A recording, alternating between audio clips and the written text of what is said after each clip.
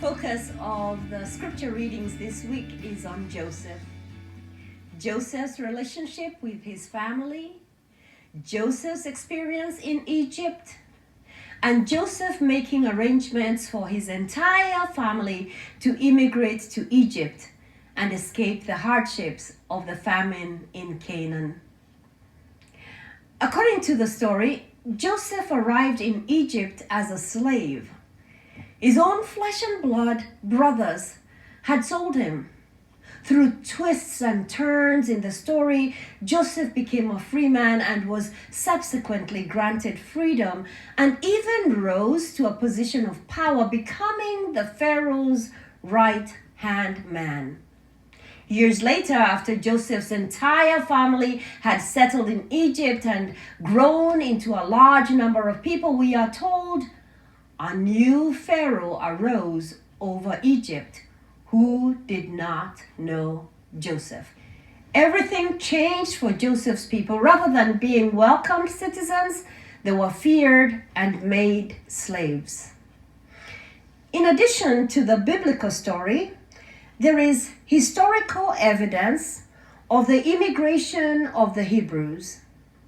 Historical records indicate that beginning around 1800 BC, Semitic people who had probably previously been nomadic moved into Lower Egypt and settled there. These people, who came mainly from Canaan, were given the name Hyksos by the Egyptians. Sometimes around 1675 BC, the Hyksos seized control of Lower Egypt and held power for about 100 to 150 years until they were expelled by the native Egyptian pharaoh Hormuz. The Egyptians then established a dynasty with which the new kingdom began. Reading the Joseph story with this historical lens, one could see how the Hebrews would have lived in Egypt during that time of Hyksos rule. And one might surmise that Joseph was the leader of a group of people from the vicinity of Shechem who migrated to Egypt seeking pasturage during a time of drought in Canaan. Such groups are amply attested in Egyptian records. Egyptian records also cite numerous individuals of Syrian, Canaanite, and nomadic origin who rose to high positions in the Egyptian government. The readings in Genesis end with the death of Joseph's father Jacob and the blessings Jacob gave at the time of his death. The blessing words were normally spoken to the firstborn son at the time of the father's death.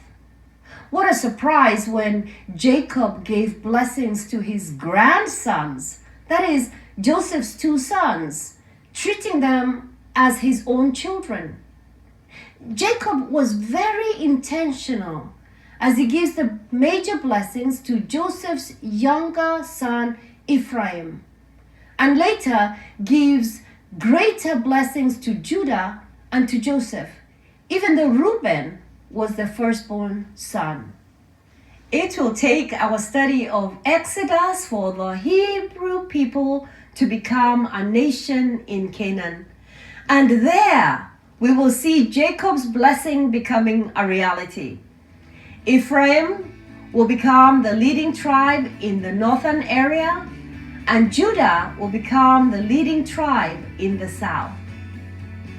The journey of God's covenant people continues.